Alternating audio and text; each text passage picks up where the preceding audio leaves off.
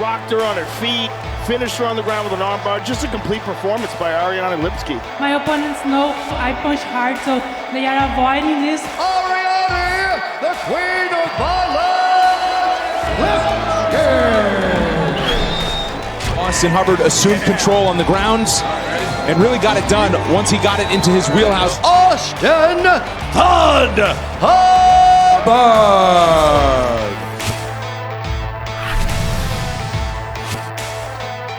Welcome to UFC Unfiltered. Please tell me that's on video. I've never been happier. I'm made for a fucking podcast. We're dangerous. Listen to me, we're at it.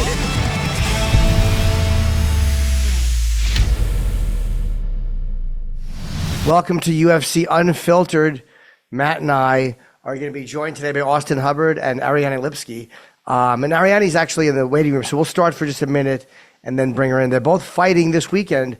Nicolau against Perez and Spann against Guskov is the co-main. I love Ryan Spann. He's a very fun fighter to watch. So, that is this Saturday, the 27th in Vegas, 4 o'clock prelims, 7 p.m. main card. I love when they have those because I can usually watch some of the fights before I go to do my sets. You know who I love? Look what I'm doing with my hands. Little heart. Is that a heart? I'm putting your face in a little heart. It doesn't look like a heart. It is a heart, and it's also my wife's hiney. Her. Pinnight. I don't want to yell because my kids might be downstairs. You like a big hiney? I like a nice shaped hiney. Yeah. No, I'm very proud of my wife because she works out hard. Yeah, big heinies are really nice. Listen, I'm an ass man. So, Jimmy, listen, we're going to have such a good time today. What were you saying before we bring in Ariane about something was coming out of you? I didn't even hear you. Oh, I think you want to open the show with that. I had a stomach issue before, but let's not do that to our audience, please. Okay. I thought maybe you'd want to. You know what I do though? This is what I do because you guys see me in the waiting room. You're like, why is he not coming in until 2 o'clock? I have my oldest daughter, Angela. I go, Angelina, code red. So I text her from the bathroom. She comes up, signs me in, brings my espresso. This is my cup that my grandmother made. Very nice. But she was in ceramics when I was a little boy. In 77. It says 77 here. Anyway, wow.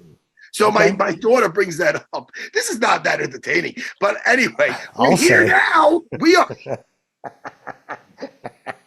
Hey, let's get Ariane Lipski in here. Yeah, let's bring her in.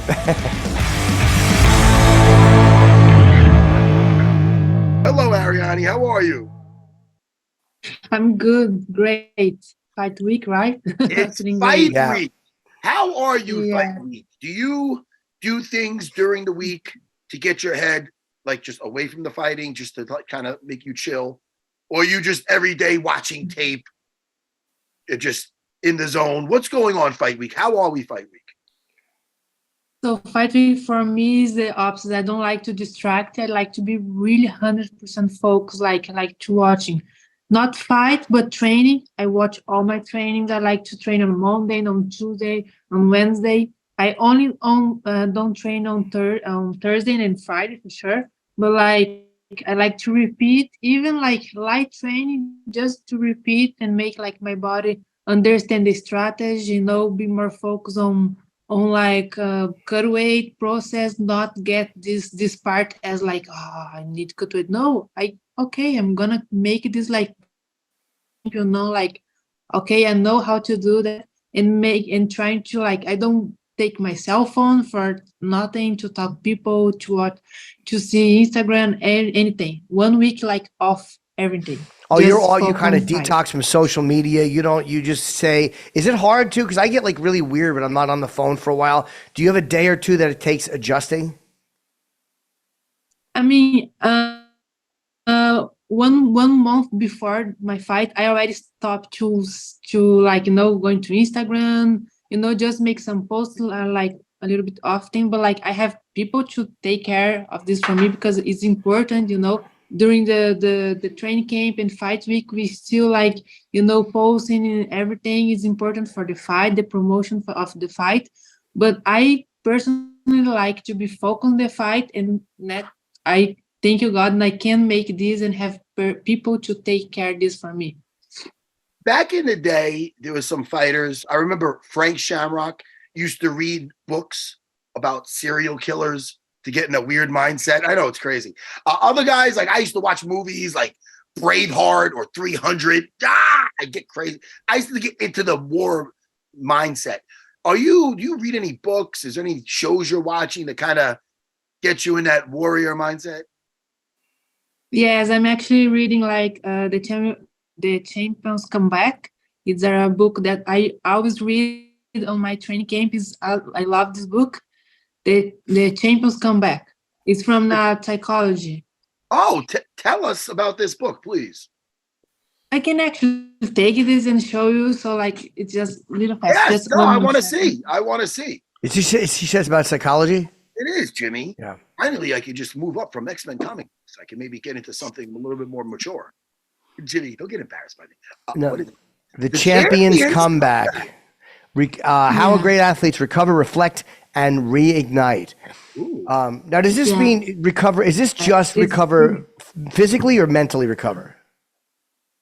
There's they give tips for mentally and physically, or if you come back from a loss, or just you want to improve your performance, or if you just get an injury, or if you are come back from a retirement, he has tips for everything. And I'm also taking this book. It's read this book tonight to help you win tomorrow. How to be mentally primed. Okay, to perform your best. I know what you're reading Friday night is what I know. Yes. So it can't be all out yes. of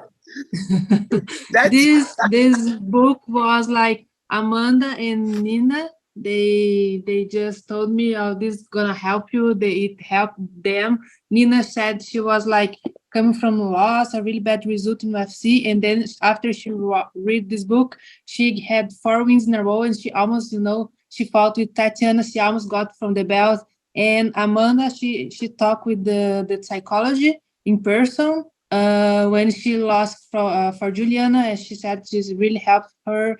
And then and it's really good. It's really good. The book is really good. I want to ask now, is there any, like, not to give it away, but is there any like one tip in particular they say about for your mind to just recover? Because I remember back in the day, George St. Pierre, before my rematch, saw a shrink. They told him to write my name on a brick and throw it in a lake. Now that might sound silly, but then you fast forward to Montreal, I got my ass kicked. So it could be, something might be. I mean, if I knew that, I would have found the lake way before George. But, is there any tips like that you can give us? Yes, they actually say about this story in the book about George St. Pierre, and then he wrote and everything. They said that? They say that in the book. At my expense, these son of a bees. Only, I didn't know they said that. Yeah. They said that. My ass kicking is influencing everybody. Yeah. No matter who you're fighting, they say, write Matt Serra on a rock and throw it in the lake. That's it. Yes. They said that in the book.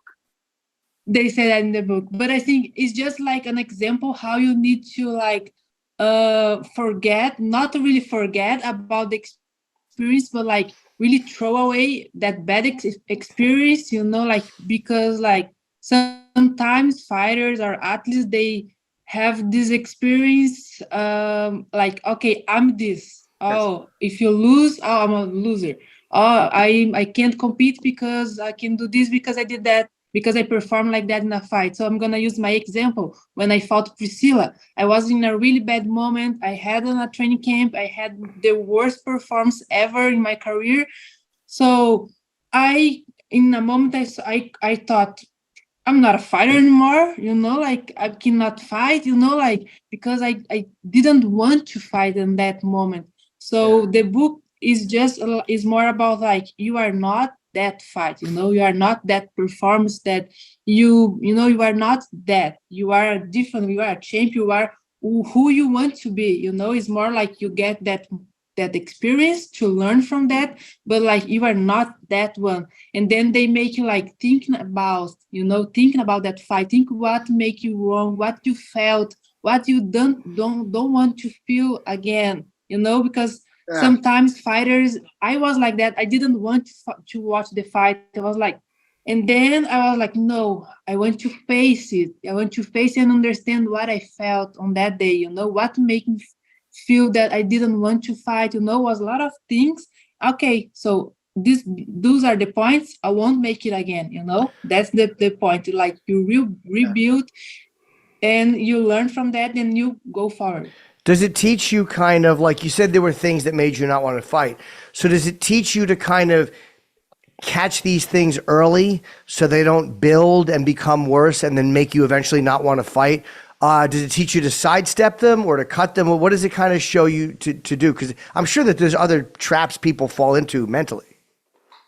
Yes, I think exactly. Like you can't just pretend it's okay. You just can't pretend I lost it. Okay, because biggest part of the fighters, not fighters, but athletes in general, like they just go, okay, I lost, I'm go for the next one. They want to come back to the gym and sparring again. They want to come back to and schedule a fight again because they want to prove they are, I want to prove I can win, but like they don't watch what they did wrong, what happened wrong in the last fight, and what make them lost that fight, so they say it's important you do this in an off camp when you don't have a fight coming up. If you have, okay, you can still like doing all the tools he teaches, but like you need to face that loss and learn from that loss and like not just pretend, oh, okay, it was just a fight and like bad luck and I'm going for the next one. You need to face and train this before you have a fight or a championship or something, a competition coming up. Right. Do you think that because your takedown defense against Casey O'Neill was really good? I don't think she expected your takedown defense. You even took her down once. But Silva, who you're facing, is on an 8-fight win streak, and she's got 7 straight submission wins, I think. So you know what she's going to want to do. You know what her goal is probably going to be. And your striking is so good. So do you feel comfortable going to the ground with her? Or are you going to try to keep it standing?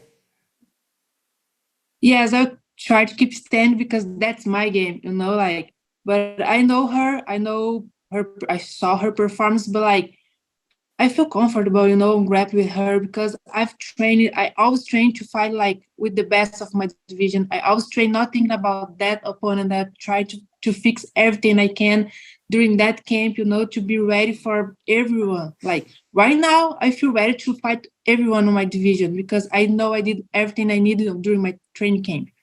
And also see, there's a difference between the opponents I've been faced since I came to the UFC. I fought with the toughest opponents. I was ranking opponents, tough opponents, and the level of the opponents she has been facing. She didn't fought no one in the ranking yet.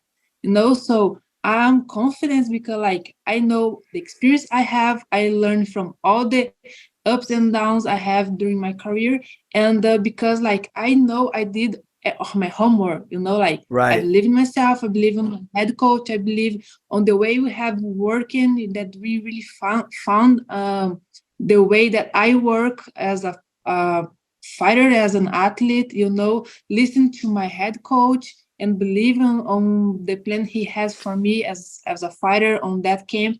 So that's where my why I'm confident to grappling or striking or everything during the fight.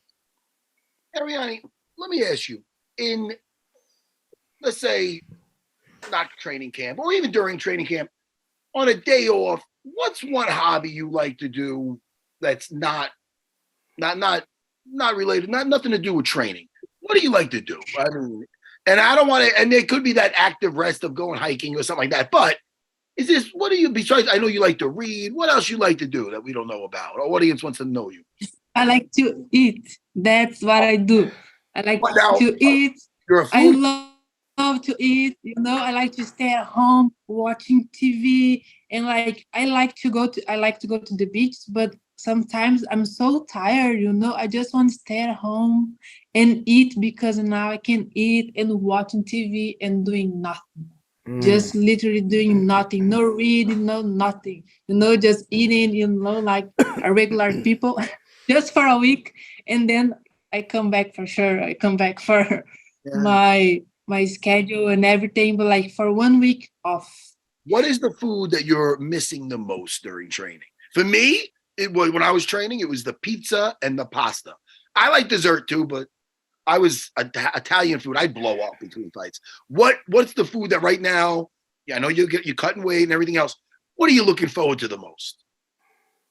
For chocolate, for sure. I like sugar. I like chocolate. Like my first, I like chocolate. I don't like cooked or anything. Just chocolate, Nutella. Yes, Nutella. And like I miss Nutella. Just Nutella. I can eat Nutella. like Big Just fan eat it out of the jar. No yeah. problem. Yeah. So I understood like, oh, I'm really addictive, of sugar. I'm gonna cut that, and then now there's been like 2 or 3 fights. I eat nothing, like no sugar during my whole camp, because like I used to eat only on weekends, and then I was like, oh, I miss this, like. So I thought, okay, I'm gonna cut that and then wait until after the fight. Yeah, sometimes if you take, like, it's hard to come off sugar, then go back on, then come off, then go back on, because the craving is so strong. If you just let it go and don't eat it for a week or two, then like, all right, I'm not thinking about it every 10 minutes. Yeah, no, I still think, but I'm like, oh, you are. strong. You're just not doing it. You're thinking about it, but it's not the same craving. Yeah. So do you have food lined exactly. up? Do you know what you're going to eat? Like a lot of fighters will have sweets or like something put aside that as soon as the fight's over, they know what they're going to eat. A hamburger. Yes, a hamburger or pizza. Maybe this time I'm going to change for pizza, but usually it's an hamburger, I'm so hungry because like in fight day, I can't eat really well. When this fight is gone, I'm just like starving, and then I go and take it on hamburger and a chocolate after. Well, look, this is a great fight on Saturday night. Congratulations on the O'Neal fight. That was a really, really great win. Everything you did worked. The striking was so good. Your takedown defense was so great. You put her down and submitted her, which I don't think a lot of people expected. You stunned her with a right. So it's just a great performance. And good luck on Saturday against Silva. Congrats on being in the top 15, and I'm looking forward to this one. Thank you so much. I can't wait to show everything I've improved and have a great performance Saturday. Okay, Ariane, nice talking to you, and we'll talk to you again. Thank you. Bye-bye. All right, have a great day.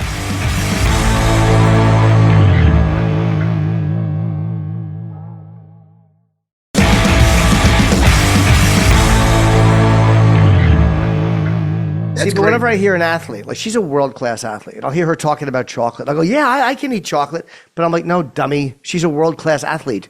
She can do that. I was cutting weight one time, and then the day of the fight, I was like still hungry. So I'm eating dry cereal, eating in my room. Henzo goes, man, what are you doing? Stop eating. He goes, you ever see pit bulls fight? You want your belly empty. You ever see them fight and the shit flies out their ass? I go, oh, shit, Henzo.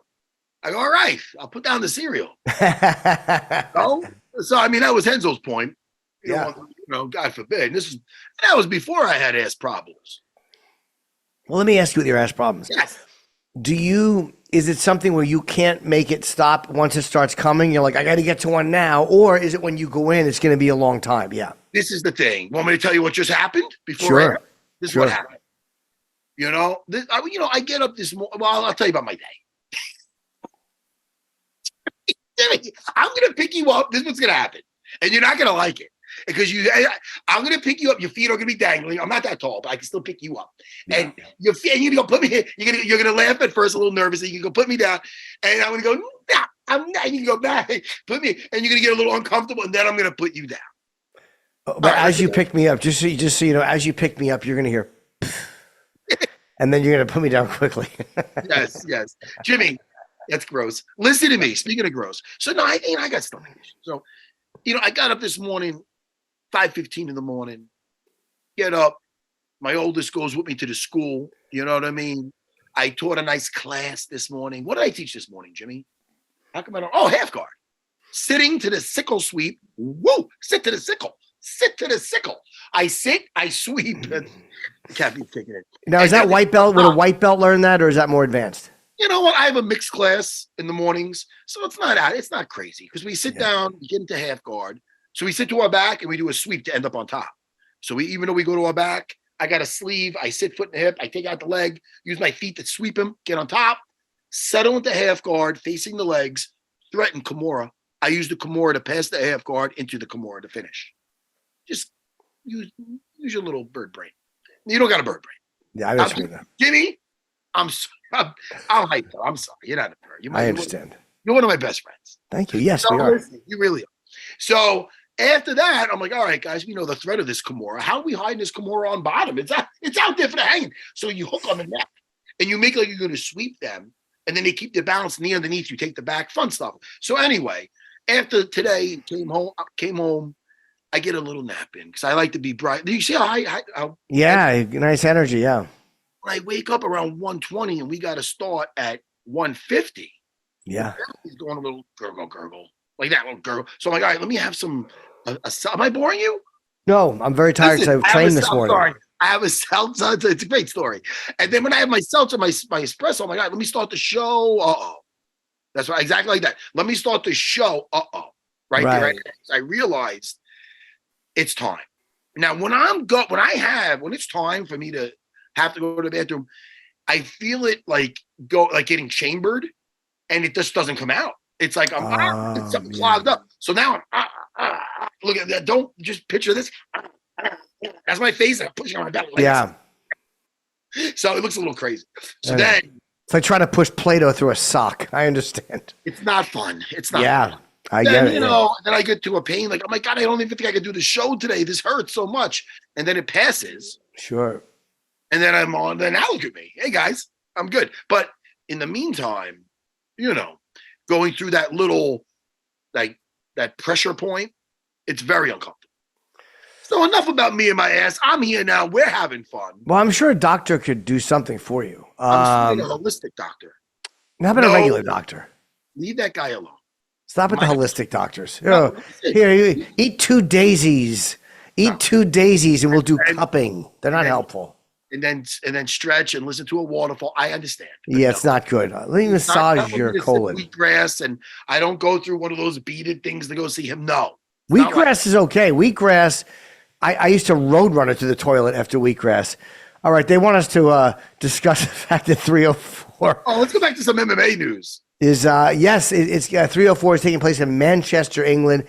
Now, Leon has said that he may be on the card, and Aspinall. Here's the thing with Tom Aspinall. I like Tom. What's that? I like him. I like him a lot. Who the fuck is he gonna fight? He's the interim champion. So who is he gonna fight? Listen, we're gonna talk. Is he fighting John Jones? Is there a Jones fight happening that we have not been told about? You know what? What? Instead of dancing around that, we don't know. We don't know. This is what I want to talk about. I don't like to give the guy any attention, but I think he's on his way out anyway. Ian Machado. Machado. Wait, what is it? Yeah. Ian Machado Garry? Yeah. Ian Machado Garry. Yes. He's calling him out. He's saying sign the contract. Now, Colby, first your wife's gonna have to say this and you have to do these. It's just silly. Dude, cut the shit. How about this? Nobody fucking cares. You're almost out of the UFC anyway. If you beat this up and comer, guess what? People will say, all right, Colby might be a douchebag, but he's still dangerous. Yeah. But right now they're saying after his last performance, they're saying Colby looks old. He looks old. Yes, he's always been cringy, but now he's cringy and old. So fight this young up and comer. Don't be a pussy.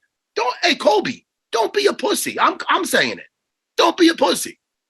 Colby, don't be a fucking pussy. This guy wants to fight you. You're big with your mouth. You talk shit about his family. Get in the cage with him, you little pussy. Yeah, there's a 10-year age difference. And Garry is a very, very good fighter. So yeah, that 10 years might be a big difference because he did look tired this last fight. And he hadn't fought in a while. Maybe there was some of that contributing to it. It had been a while since he had been in. Who are we talking about? Colby, when he fought Leon. I'm saying he had been out of the cage for a while, but he did look sluggish. Who is he waiting for now to fight? Who does he want to fight? He mentioned to fight Wonder Boy. Yeah, because Wonder Boy, the only way he's been losing lately is that he's with guys that are trying to grapple. Take him to the ground, yeah. And Wonder Boy is pretty much Wonder Man. The guy's 40 years. Don't get me wrong. He's not slowing down. He's looking great. I love Wonder Boy. He's still a great fighter, yeah. Wonder Boy should not go in the cage with that guy at all. Because why deal with that guy's stupid antics? He's talking so much shit. And now he's talking shit about Ian Garry. Hey, get in there and face him. What the fuck is your problem? Yeah. You're busy suing people that are smacking you and where you deserve to get smacked? Right, Jimmy? Yeah. Gary's number 7. Colby is number 4. And that would be a very interesting fight, especially since Garry really wants this fight. So Jim, I really think you should watch Dune Part 2. I really enjoy it. Who's in it? I put it in all the time. I saw Rebel Moon Part 2. I understand. I'm a Zack Snyder defender because I don't mind his stuff. I think I like that. I appreciate his enthusiasm and effort. And I want to see the R-rated versions of these movies because that's what he's coming out with in the summer, I heard. Right. The Rebel Moon 2. But I still enjoy it for what it is.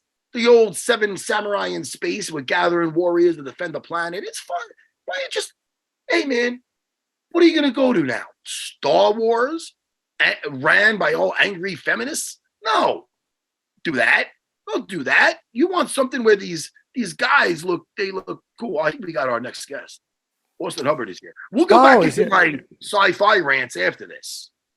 Dude, hey, listen. I don't care if you believe. I believe. Dude, okay. Let's do Part 2. Austin Hubbard is in. Yes. Let's bring in Austin. You're one of my favorite people, Jimmy. Who's in Dune? I don't even know who's in it. You have a lot of patience, Jimmy. No, I love you. I think you love me for me. Yeah. Who's in Dune though? Who stars in Dune? Abs. I'm showing you my abs, Jimmy. I just do that out of who stars in it? It's Walken, right? Christopher Walken. Let's ask Austin. Hey, Austin. How are you, Austin? Austin, good, how are you? I don't know if you're into movies or anything. Have you ever seen Dune or Dune Part 2? Dune? Yes. I've never seen it. Yeah. I actually just watched the second one not too long ago. What did you think, buddy? Dude, I thought it was awesome. Yeah, Austin. Dude, it got me so motivated. I felt like I should go save the world. Me and Austin immediately were hitting it off. Yeah, hell yeah. Jimmy is very, I don't want to attack him. He's right here, Jimmy. He's up in that He's very close-minded to stuff in space, like science fiction. He's like, oh, is it the Star Wars Christmas special? No, Jimmy. No, he walks in it. No, Jimmy. All right. Austin knows. Austin, what about like when we were like little? Well, I'm a little older, obviously. Remember Darth Vader was scary when he would do that force choke? Yeah. Dave Roth is shaking his girls and very stabby. Yeah. Right? Yeah. All right. I just wanted to start it off with a little science fiction. Austin gets it. Yes. Yeah, but look, I might watch Dune, and I've just never seen it. I don't have anything against it. I mean, I like some of the Star Wars. I just don't go as deep as Matt does. Hey, what do you think, by the way, because you were on the season with Chandler and McGregor. What do you think of the fact that they are finally scheduled to fight? Oh, I'm happy that it finally got announced. You know, as time went on, I was a little worried he wouldn't get that fight. Being Chandler's was my coach and all, and yep. I think that is a big opportunity for him, and I hope that he gets that opportunity. And I'm glad it finally got announced because obviously, McGregor is a huge name in the sport. Arguably still one of the biggest names in the sport. And, that's a huge opportunity regardless of, the outcome or anything like that. So I think a huge thing for him. That experience of being on the show, I lived it. I've been in that house. I know what it's like. You put your wish list and you get your food. How did you like that experience? I know how I liked it. How did you like it? Man, that was so boring. Right? People Oh don't my get God. it. They're watching it like, oh man, these guys are reality TV stars now. Yeah. But when you're living it, Yeah. you gotta do. You don't got the music playing, the cut to the scene. Yeah. No, it's like, Man, oh, it's this house. All right, now what? There's no social media. There's no nothing. So how did Listen to you music. feel? Did you Man, have, it was. Austin, I'm What's sorry, do you that? have a girlfriend or married or anything or no? Yeah, I'm married. All right, so you were married going into the house. Yes. How was that? I mean, it sucked. I couldn't talk to her at all for 6 weeks or wherever it was, and we have a daughter and That's rough. a daughter That on is the rough. way, and Oh, congratulations. I have 3 daughters. Wait, so you had a daughter when you were in the house? yes, Now, Austin, let me tell you something.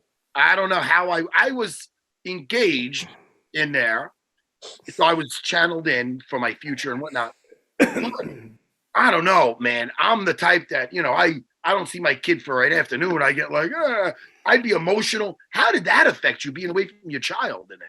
man, it was hard. That was one of the hardest things. You can't talk to them. You don't know how they're doing. You don't know if anything's happened. It was really hard, and when I got that opportunity I got the call to be on the Ultimate Fighter, I was not in a good place mentally as it was. And I honestly, at first I was considering not even doing it. I was in like just a really low spot in my life. But at the end of the day, I knew that this was my opportunity to get back to the UFC. I was having a really hard time getting fights. I accepted a lot of fights, short notice for the UFC, but nothing was panning out. It just felt like this was my only option. And I knew if I let that pass, I would regret it later in life. So, I took that opportunity and it worked out well, thankfully. But man, it was super boring. And it was really hard to be away from the family that long and not even have any contact with them. So I'm glad it's over with. You get in there and it seems like you have forever. Like the days just go so slow, and next thing you know, it's your last semifinal fight. And you're getting to ship out the next day. So looking back, I'm super thankful I got the opportunity. I'm super thankful I went through with it and did it. And I'm glad I got it, but I hope I never have to do that again.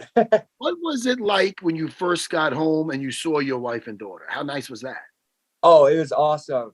So they actually let us go a few days earlier than what we were told. So I didn't tell my wife, and I actually just showed up at home and surprised her and surprised them both. And man, I'm glad I surprised them because it was really good surprise for them. And you said you were at a low point when you went in and you almost did do. Why were you in a low point and what brought you out of it? I lost my brother. I was very close to my brother, and he passed away. My financial situation, I didn't get re-signed by the UFC after that Vince Pichel fight, and up to that point, that's how I was paying my bills. It was from my fight money. I had to move back home, back to my hometown in Illinois. Just everywhere in life that things could go wrong, things were going wrong. And, my wife and I had a miscarriage at that time as well. There's just a lot of stuff. Yeah. And, it's just, life can suck sometimes. You just got to keep going and working through it. And, I'm in a much better place nowadays, especially with, my second baby being due. She's due actually a few weeks after this fight. So I'm super excited for that. Yeah. But yeah, I think, getting that opportunity and getting back into the UFC is really, helped turn things around, as time goes, and you just keep working forward. Just try and make the best of your days and opportunities and in your life in general. You got, I always say you get 3 choices. You can stay right where you're at and do nothing. You can, in your other choice, keep moving forward and progress, or you can go backwards. And, I always try to keep going forward, even if it's baby steps. So, luckily I'm in a much better spot nowadays. That's it, man. Listen, that's the really only option. And as a fighter, you learn that because life, I mean, especially where you've been, sometimes when the life, it goes, you're in that balance, you know, like, how do I ever get out of here? And now look at you now, man. You keep moving forward, like you said, even baby steps, even if you're hurting, and now you go on the upswing again. So it's like when you're in those bad times, though, it is whether it's like the pandemic or you're like, yo, I can't even see the way out of this. But you keep going forward and you get out of that fog. So that's great, man. Absolutely. And you know what's funny? Did you need anything to help you get out of that? We just had Ariane Lipski on, and she was talking to us about books she read for mindset, like psychology books. Yeah. Is there anything that helped you with that, or just positivity? You know what? I actually went through a phase like well before, you know, the downfall of things, where I was like on a kick of being like as humanly optimal as I possibly can, where I was reading a bunch of health books, bunch of mental books. I was talking to a mental coach, and a bunch of things like that. And I spent years doing that. And that definitely helped carry me through the hard times, I think. You know, you try to be as positive as you can, you know, in these down lows and things. Sometimes it can be hard, but, you know, I think the things I did, you know, kind of leading up to that definitely kind of helped me through that. My wife helped me a ton. You know, just like you said, we're fighters, man. We just got to keep going forward, even if it's baby steps, and just do the best we can. Yeah. Well, it's great that you're getting a fight again, and you must have been happy. When did you realize you made the right move by going in the house? When were you like, oh Christ, I'm glad I actually did this and not allow myself to back out of it? Once the show ended, I knew I was going to the finals. I was like, oh, it's all worth it. Yeah. Yeah. So like when you're in the house like that, I mean, do you get close to people, or do you try to keep a little distance because you don't know who you're going to have to fight? You know, I told myself I'm going in here on business. I didn't really anticipate, you know, getting too close to anyone or anything like that. But, you know, we had a really cool group of guys, you know, not just on our team, but as the other team as well. So, you know, we all got along pretty well overall amongst each other in the house, you know, teams, like both teams. And then especially with like the lightweight veteran group, you know, we all roomed together, we all trained together. Our free time at the house was spent together. You know, when you're stuck in a house with these people, you know, weeks on end, you inevitably get closer to these people.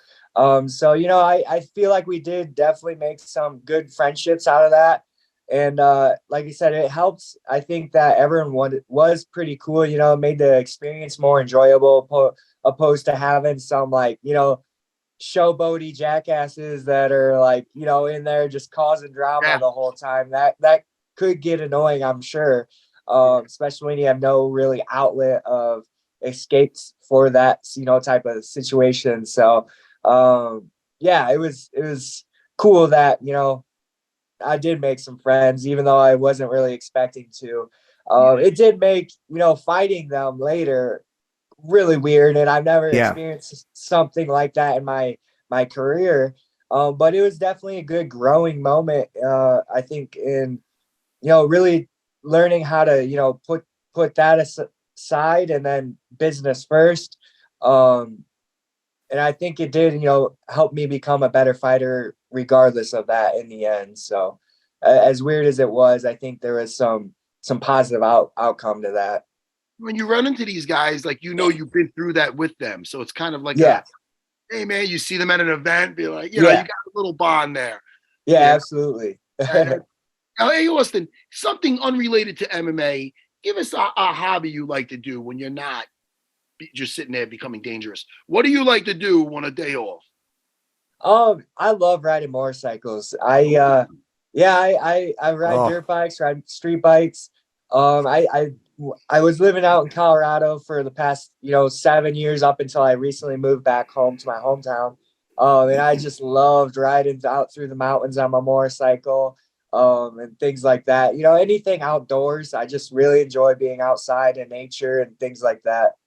Motorcycles scare me. They terrify me. We did a Dana White looking for a fight at what's the Sturgis? Is that Sturgis? Sturgis, Sturgis, North Dakota. Debut in Sturgis, actually. They do the thing with the motorcycles down there. Yeah. And so Dana goes to me and Dean Thomas. All right, he rides motorcycles. He goes, all right, look, I'm going to pay for you to take a course to ride a motorcycle. We're going to ride this thing. Me and Dean ended up riding bitch on the back of Dana, and then me, I go, yo, get me a sidecar. I was sitting in a sidecar just those things.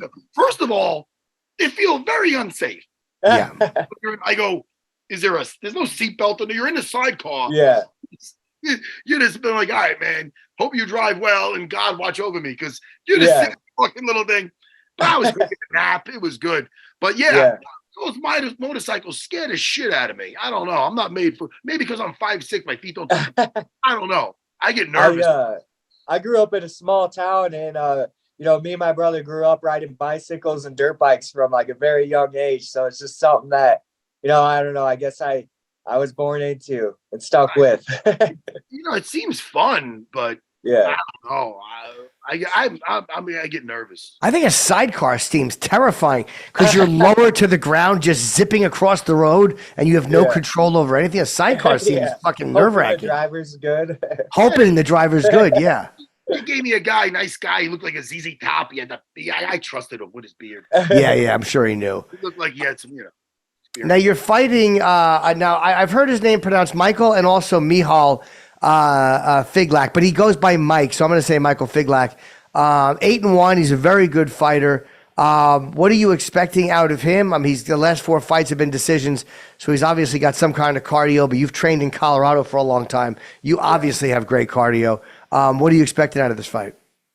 From what I've seen in film, he's a very aggressive striker. He's coming forward hard, and I think that's a fun fight. He's very aggressive. He, I think, relies heavily on his aggression and striking.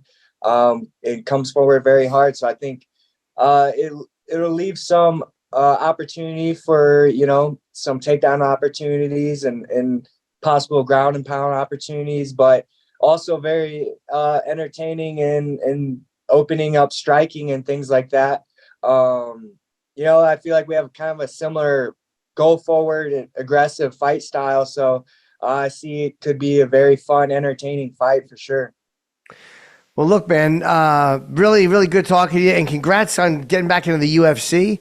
Is it another daughter? Or is that's right. Yeah, another baby coming. Yes, daughter. Yep. Catching up to me. Have one more. Get 3. I don't even want. I'm hoping for a boy, but what are these? Hey, go for as long as they come out healthy, though. That's it. That's all that matters. Well, congrats on that, also. Thank you. Yeah, I appreciate it. Good luck on Saturday, Austin. Have a great fight. Yeah, awesome. Thank you. Good talking to you guys. Nice talking to you, man. Take care. Yep. Bye. Have a good one, brother.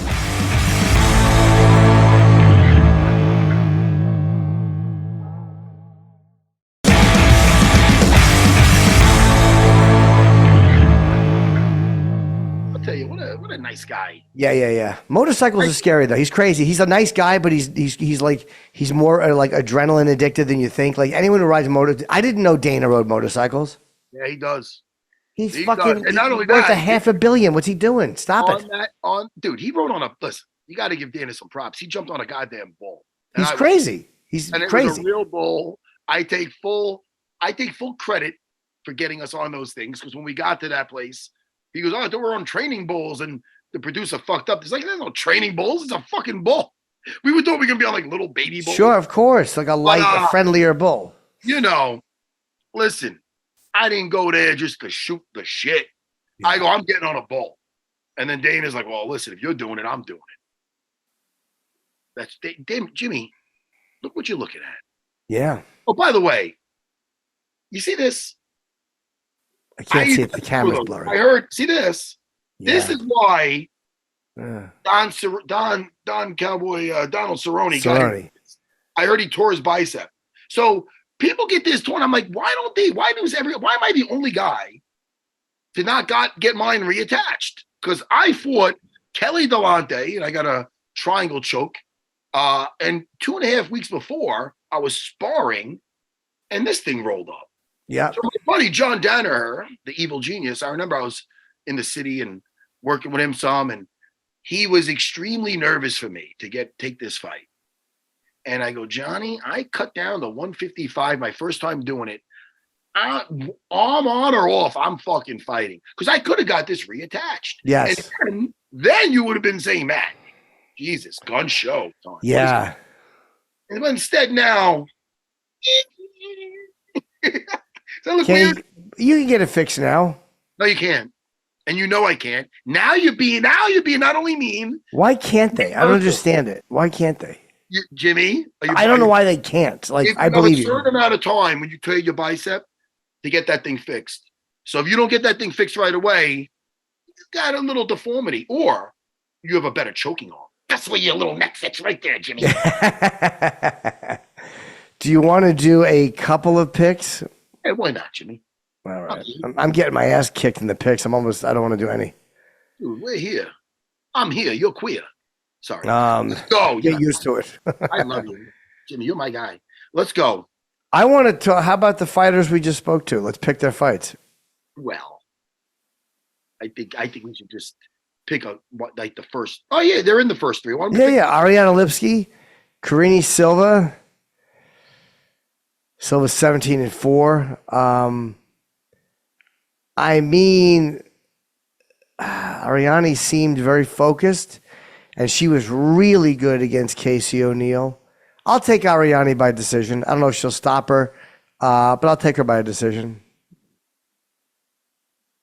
I liked what Ariane was saying about her fighting the better competition.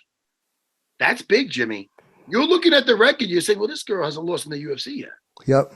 You might not be saying that, but I'm assuming you're Never. saying that. I feel odd picking against Ariane because I feel that, we just had her on. But you know what? Listen to me. Sure. And listen good. I'm a jiu-jitsu man. Yes. Little plug to my school. I showed you. Sure. I feel kind of guilty doing it though. But I don't feel guilty. Yeah, 7 straight. Wait, That's what I'm saying. 8 straight wins, 7 subs. I'm gonna say Karine, submission 2nd round. Okay. And Ariane, I want you to prove me wrong. If you prove me wrong, you're not proving me wrong. I'm doing this because I'm doing this. But if you win, I'm not gonna be upset. No. Okay. I'll be glad because I'll wind up getting more points. Well, you really didn't have to bring up that I was in the book about getting the thing in the brick. Did they mention in that book? Sorry. Did they mention in that book that they mentioned the thing in there? And I'm sure they mentioned how the rematch went. How dare they? Well, did they mention? Did they say you, or did they say that that's a method of getting rid of somebody in your mind? Like, did they say Matt Serra, or did they say you can write the person's name on a rock because maybe that's a common technique? You're my rock. Throw me in the water. All right, now let's do Austin Hubbard against Michael Figlak. Well, all right. Let me look at this one. All right. You got caught in a sub last time. All right. No shame in that. That happens. And he's 0-1 right now. Yeah, he lost the Ultimate Fighter. I'm gonna say Austin by decision.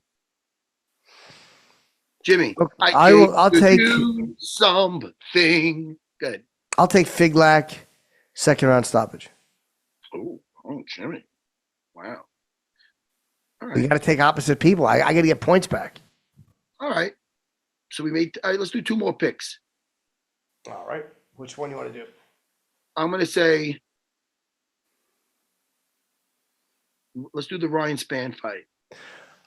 Yeah, against Guskov. Ryan Spann.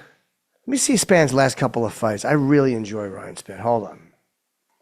Oh, he's off 2 losses. He lost to Anthony Smith. He got subbed by Krylov and let me see. What about Bogdan? What about his fights? I'm looking up right now.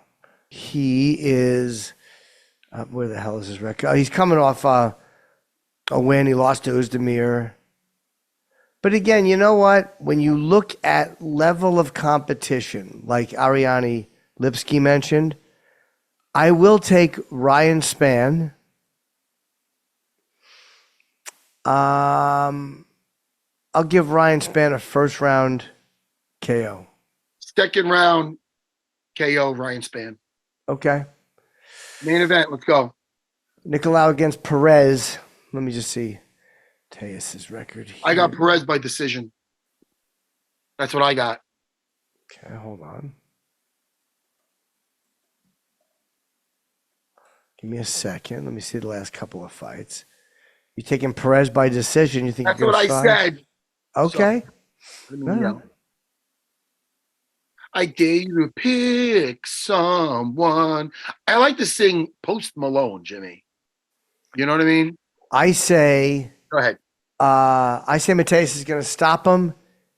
No, you know what? Flyweights don't have a tremendous amount of knockouts.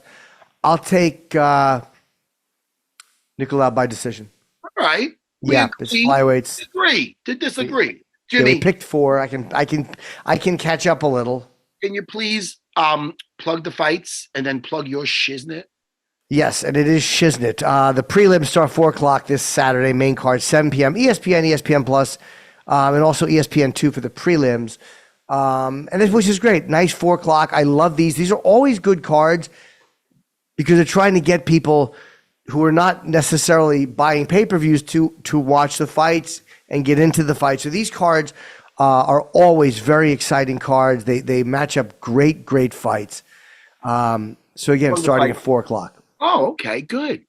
Jimmy, plug what you got to plug because I have to use the restroom. Tonight, 7 p.m., Fat Black Pussycat. Friday, Bloomington, Illinois. Saturday, Indianapolis. And my wife and I have my ex-girlfriend on the podcast this week. So go to Nikki and Jim NYC and watch us interview my ex-girlfriend. Everybody, next week seems so far away, but we will be here and we'll be discussing the fights and everything else. Yes. Jimmy, I miss you already. Me too, buddy. Have a good trip to the toilet. Jimmy, I'm running right now. Goodbye, everyone. What a fun episode. Yes. You're welcome. Go watch Dune now. No. Bye. Bye.